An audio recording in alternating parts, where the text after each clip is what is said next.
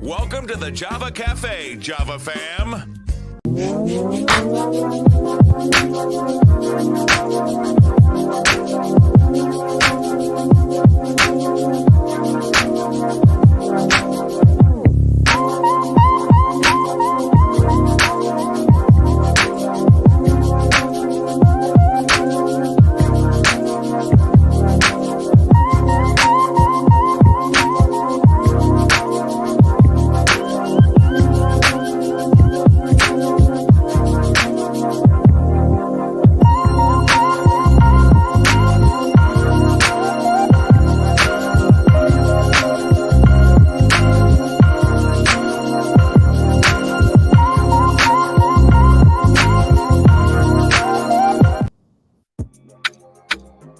Good morning.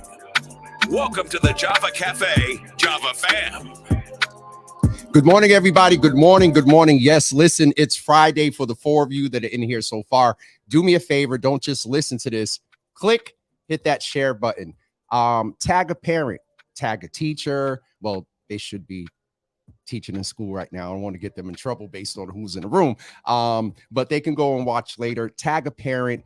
We are excited, honored to have with us the Secretary of Education for the state of Massachusetts, working in the Maura Healey administration, a good brother. I've heard some things when I posted that he was coming on this morning, that he is a wonderful guy, great spirit, personality. And so we're going to chat with him, but I want to give him his just due and get some more folks in the room. And so do me a favor, tag someone, hit that share button. Don't just listen to me say it, but actually do it. Just hit share real quick and get some folks to come into the room. We are honored this morning to have the good brother, Patrick Tutwiler. And I'm going to be honest and transparent. I cheated when he came in a couple of seconds ago. I asked him to pronounce his last name because I think that is important. But we will refer to him as Dr. T today, as he has affectionately been known in the past by his colleagues and also students. And so without further ado, it is my honor and privilege to introduce the some and present to others Secretary Patrick Tutwiler of the Department of Education of Massachusetts. Did I get it right, sir? You did. You did. Okay. Excellent. I'm gonna pat myself on the back because enunciation and diction, speech and great. Yeah. So yes, I just got nervous out of nowhere. How are you, sir? How are you? I am blessed. I'm doing well. It has been a good week, and God rest her soul. As my grandmother used to say, you can celebrate something every day. And so yes. I'm thrilled to be with you here this morning, and I'm looking forward to a good day. I am excited to have you here. And so let's just jump in because the team told me I only have about 24 minutes left with you because you have the wonderful and awesome and could be at times arduous task of being the chief education officer for the state, for our students and for our parents. And so tell us a little bit about yourself and how did you land here, being the one who has oversight for educating our children in such interesting times. So sir, please tell us a little bit of your story. I'm so excited to hear it. Sure. And I'll go all the way back so that you have a clear picture. I am not from Massachusetts. I was born in Chicago, lived in Champaign, Illinois until I was 11, Austin, Texas until I was 16. And then I graduated from high school in St. Paul, Minnesota, came here for College of the Holy Cross in Worcester, where I played basketball. And Massachusetts has been my home ever since, and that's roughly 30 years now. Raised by a single parent who's also an educator, and in as much as I would say my mother is my rock, my foundation, love her dearly, I had no interest in education whatsoever until I stumbled upon a book in the Barnes and Nobles in Coolidge Corner, which I don't think exists anymore, a book by a woman named Jean Anion called Ghetto Schooling. It was actually about the Newark public schools and an elementary school therein. And I was just completely moved by the experience that the students were having there. It was not a good experience. And I felt that was my calling. I had an opportunity to be present, to have an impact, to do something for people that look like me in a really meaningful way. And so That first conversation with my mother about, hey, I think this might be what I want to do. This has purpose. You've done it. I think I can make a difference. Of course, she was like, get in there right away. And therein began my journey, which started in the Boston Public Schools. My student teaching at English High. I taught at Brighton High School, a brief stint in Metro West suburbs, both as a dean and a principal, back to Boston and at Brighton High as principal. And then the last stint of my K 12 education was in Lynn as deputy superintendent and then superintendent. Um, I stepped away from the superintendency late last summer, being in touch with mind, body, and spirit. And this opportunity presented itself, and I would say that there's supreme alignment between myself and what I think is important, and the governor, Governor Healy. And so that alignment meant a lot. And here I am doing this important work. And to your point, in an important and interesting time. But I'm up to the task. Absolutely, absolutely. And I wanted to say, and I was very honest with the secretary. I didn't really have a theme, and I said, let's talk about the status of education. And so, what I often do in on this platform is ask people to use one word and give context. And so, how would you? That well, first of all, how long have you been in this post? Did you start with the administration in the beginning? Yeah, so this is month 4 Month for me four. in this Okay. role. Yeah, So yeah. you're past 100 days. That's right. Yes, Yep, yes. yep, So yep, we're glad to have you here. We're looking to get our hi everybody. We're looking to get our governor back for her 100 days too. yeah.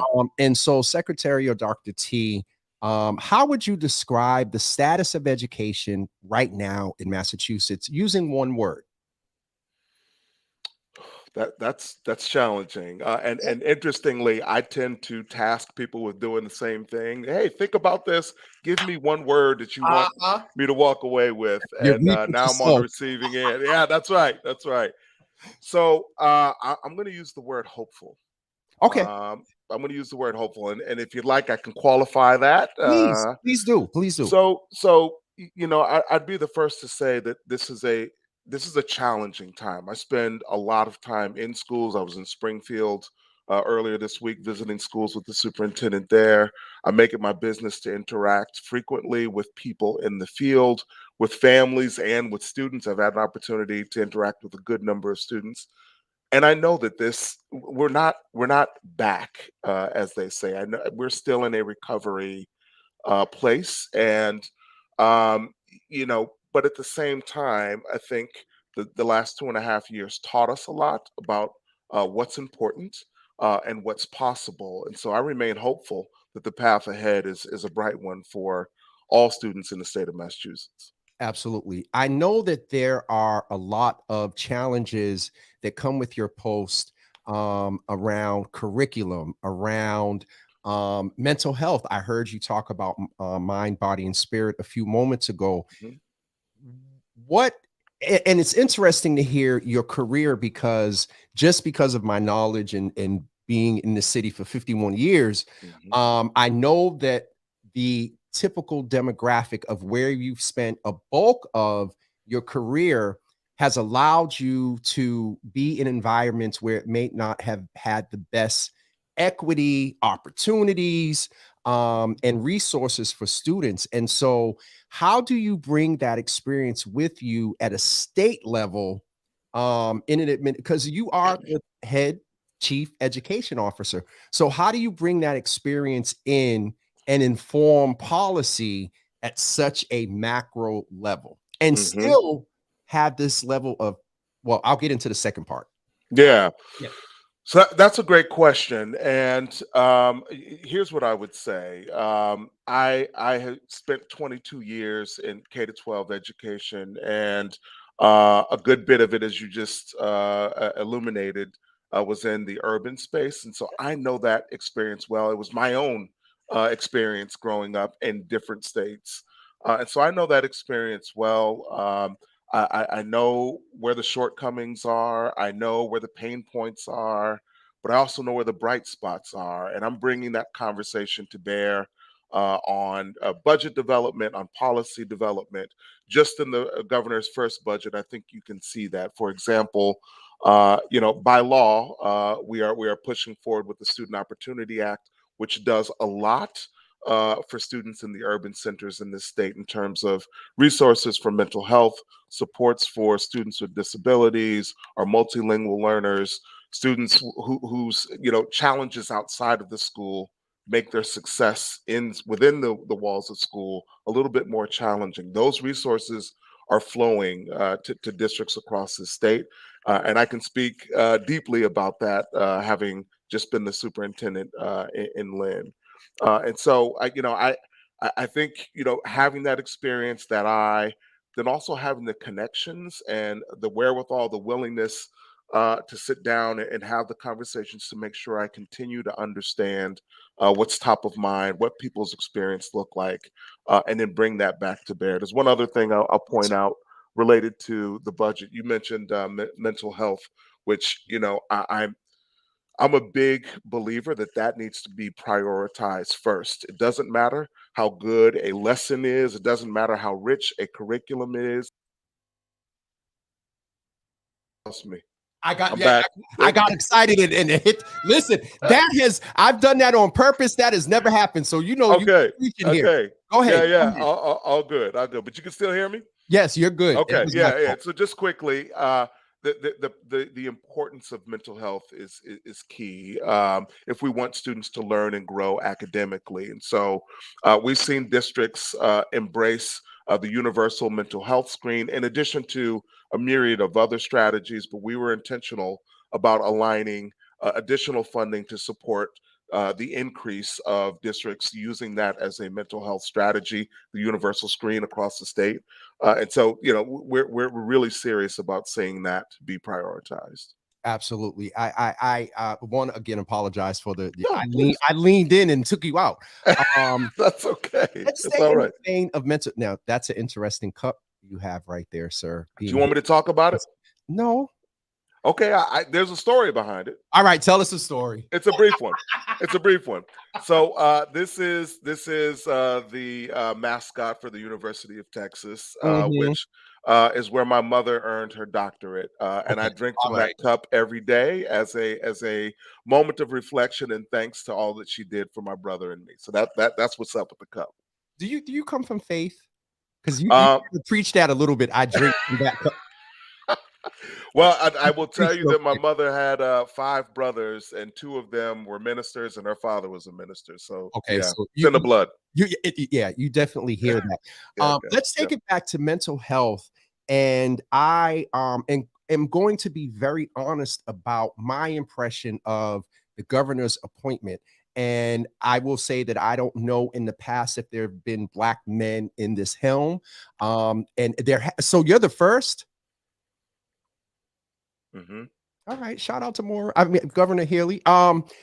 So, sir, Yeah. by presumption, and we know that oftentimes all skin don't mean kin, but you talked about your experience, and so let's talk about your demographic, your experience being in this post. I think, not I think, in a post George Floyd and everything that happened in 2020.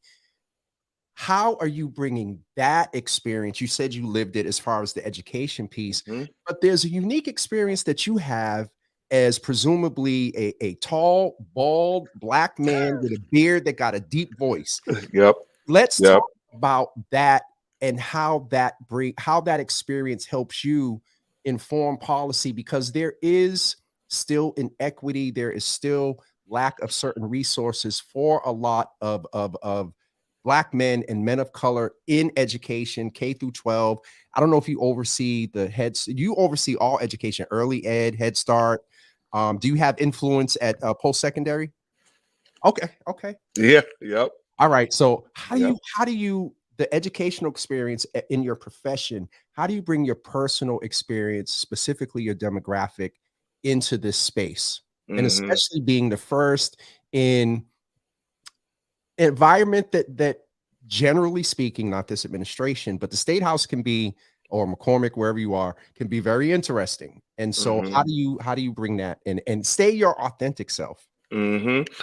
So, and I appreciate that question. Here's what I would say first in education. I wrote my dissertation on black male teachers, right? In particular, investigating the intersection of race and class. I looked at black male teachers who identify as middle class but work in predominantly low income, predominantly black and brown schools, and through that research, the data is clear.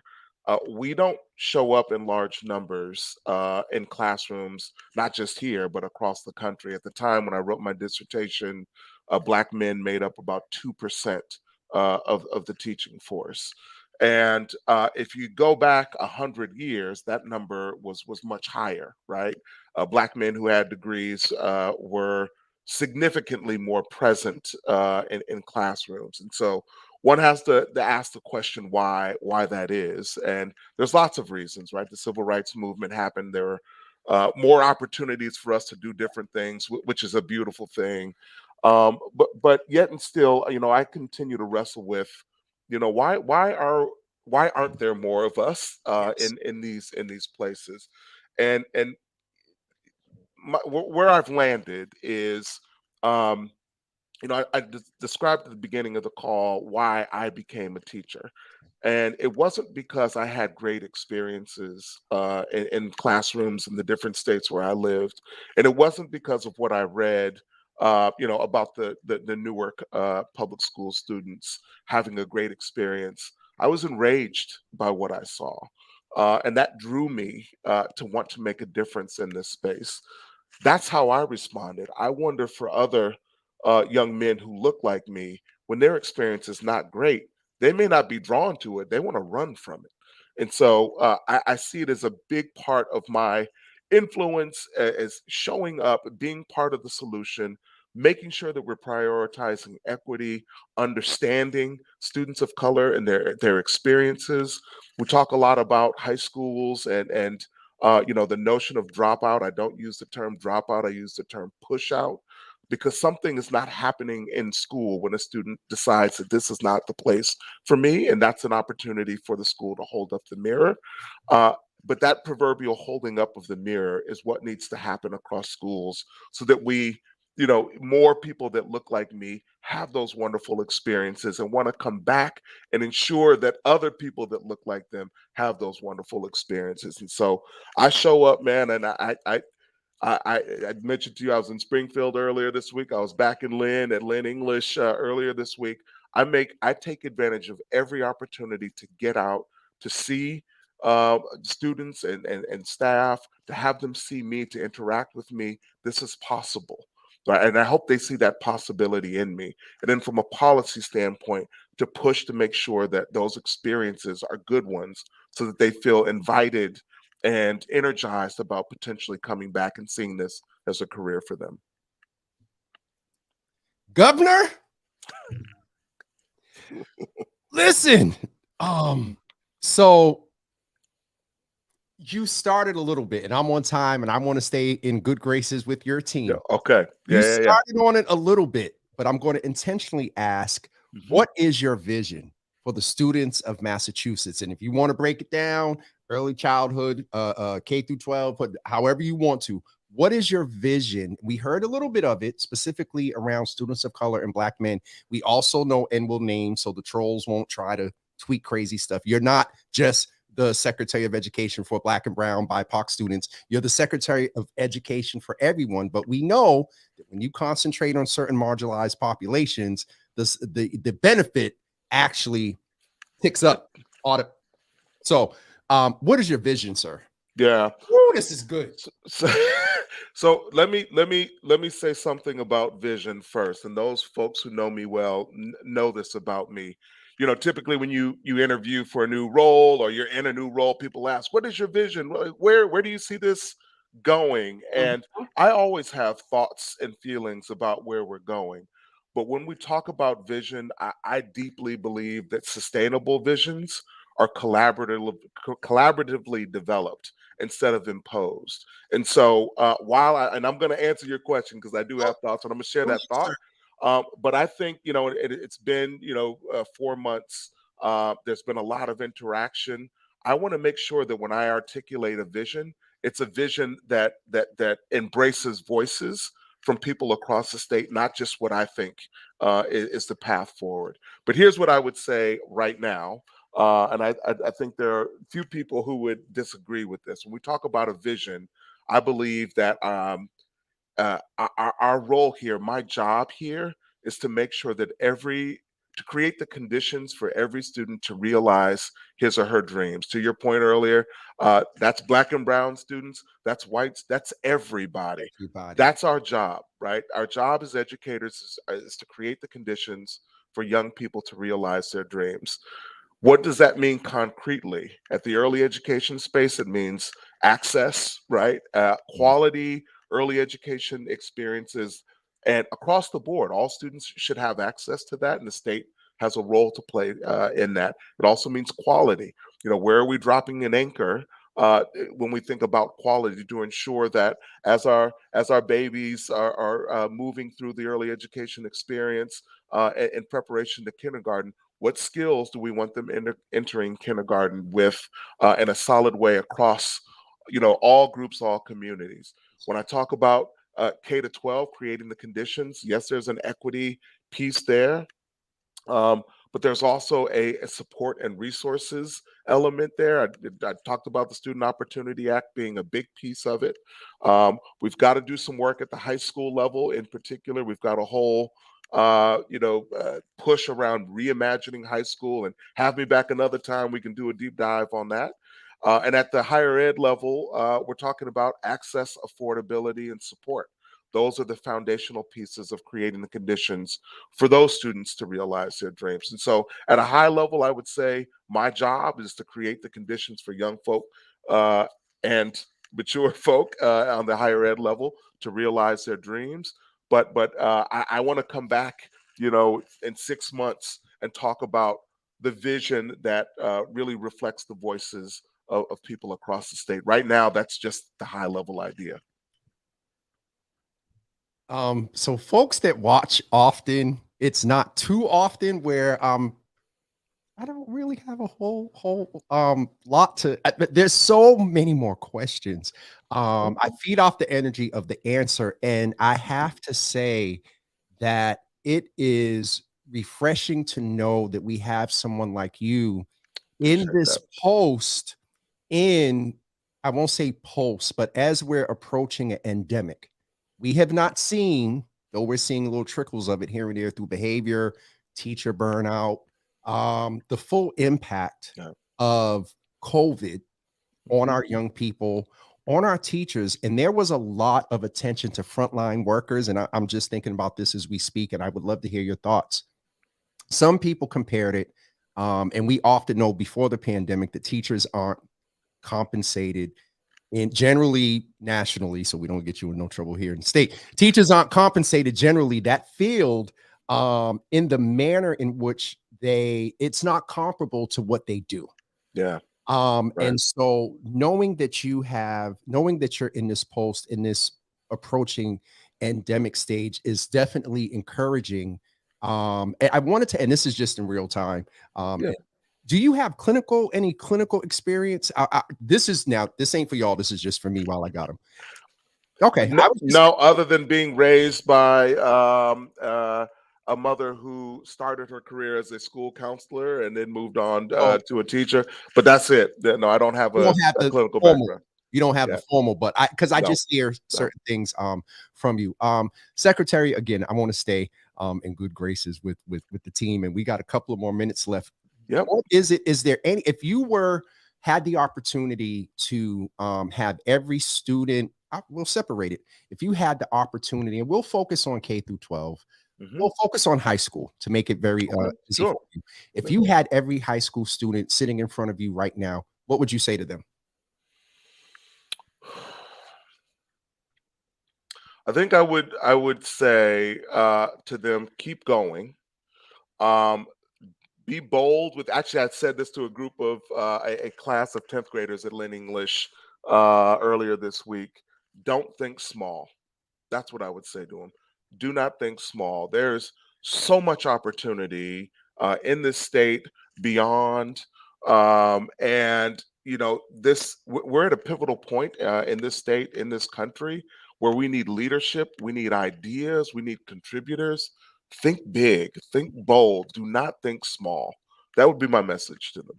And to parents, again, considering what they've had to deal with in the pandemic, if you had every parent of every, I'll say every student, what is it that you would say to every parent? And I would ask you to filter in some level of accountability there, because we know that there are systems and structures that aren't favorable.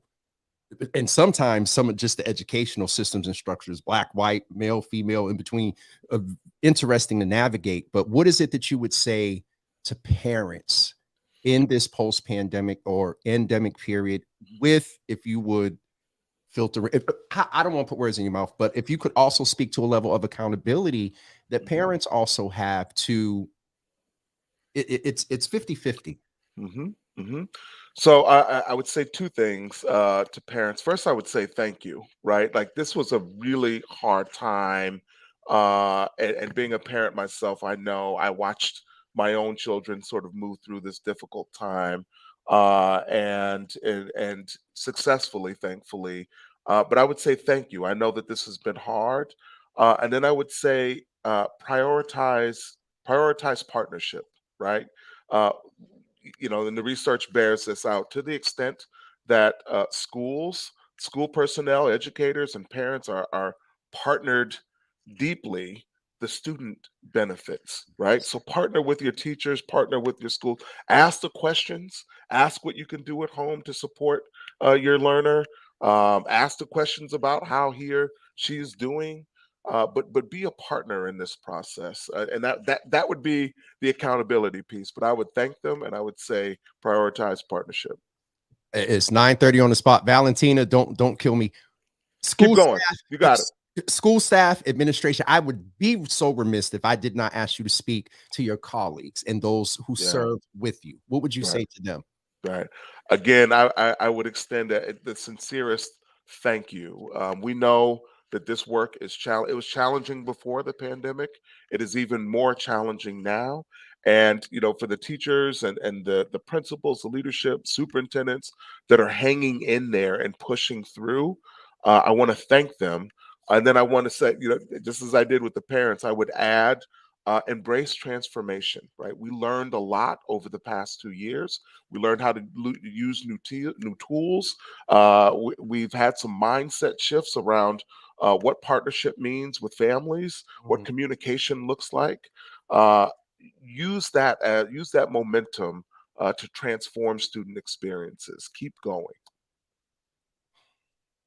All right, it's 9:31. I don't want to get in trouble. And here's That's all Valentina. right. Look. Here's her nice way of reminding me. She said doing, not did, so it's not too much shade. But Valentina and the team there, I thank you for making this happen.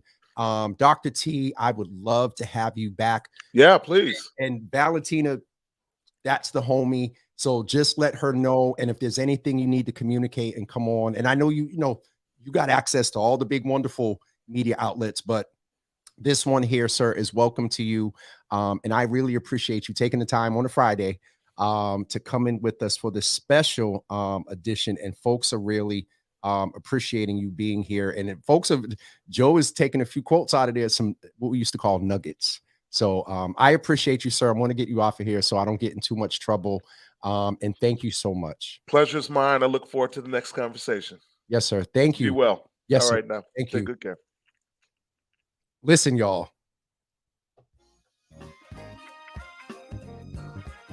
This ain't no shade. I'm famished.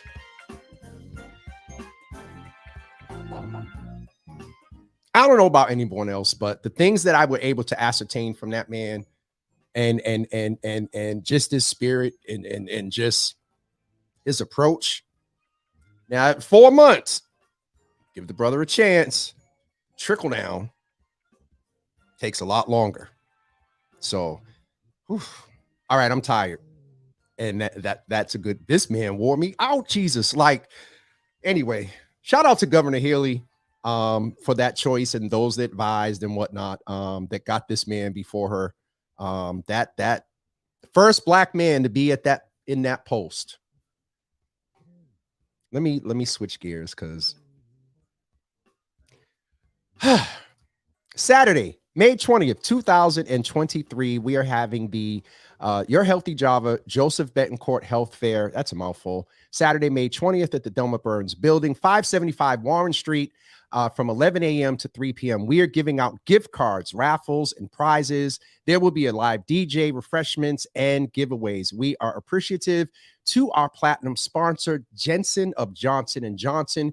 We are going to have about 25, if not more, resource tables there. A lot of folks are coming from MGH. If you attended in October, it was a wonderful event. We gave a lot of things away, cash, gift cards, baskets, and this year, a screen that may be flat that you can watch television on might be given away, but you got to be there. Also want to let you know you need to go and register. The QR code is there, but I'm going to put the, here it is right here. Here is where you go and register. And listen, if you are one of the first 100 people that register, and of that 100, one of the first 50 or of the first 50 to show up and check in at the health fair, you automatically get entered. You don't have to do anything but register and show up. You're automatically entered in a raffle for a $100 gift card. That's just one of the gift cards. All right. So keep May 20th open. Also, in the next few days, probably about a week, you're going to see health fair information a little bit of everywhere. Take a picture. Use the hashtag HealthyJava. Use the hashtag HealthyJava. Post it on social media. It might be something in it for you there as well. So that's May 20th. Also keep it, and please, so can I be honest with you all? I'm going to be honest, and Uncle Thaddeus is on travel, and so he probably won't get me for fussing too much. But listen, an opportunity a couple of days ago were posted for high school sophomores, juniors, and seniors impacted by COVID. What I'm looking for are 12 young people that have been impacted by COVID. Most all of them have been, and also have some interest either in health or wellness, and also have interest in any part of the arts, even social media influencing, production, rapping, music production, drawing, painting, digital graphics. They are going to be responsible for creating and getting out their own campaign, a public health and wellness campaign around COVID to their peers and some adults as well. The thing that I said and was interested in or don't want to fuss about, this is a $500 opportunity for high schoolers that they only have to show up 2 hours a week, $25 an hour. And it's just, I've got a few of the applications in, but I'll be honest, I just thought that I was going to have a waiting list. $500 for young people going into the summer, or maybe that, in my day, $500 as a sophomore, junior, that was a lot of money. So please spread the word about this. If you know some young people, work with young people, you know them. I will say that as focused as the young people can be, we only have 8 weeks. It was shortened by 2 weeks, and that's a whole nother conversation. But please help spread the word. The flyer is on my Twitter page, my personal James W. Hills page, and also on Instagram. So please get that out. Do not call, do not text, do not inbox me about this. The email address is on the flyer. I'm keeping all that compartmentalized, and we're doing a fair process in the review of the applications. And so that's it. I think that's it for announcements. Next week on Monday, Dr. Brandy will be back for Your Healthy Java. On Tuesday is Testimony Tuesday. On Wednesday, we will have the Boston Waterfront Coalition. Darian, oh Jesus, he's going to kill me. Darian's last name. Darian Johnson from the Black Economic Council of Massachusetts is going to come talk with us about their relationship with the Waterfront Coalition, the partners that they've worked with, the equity around more inclusion and diversity, the equity opportunities that are offered by being intentional about that. That's on Wednesday. And then on Thursday,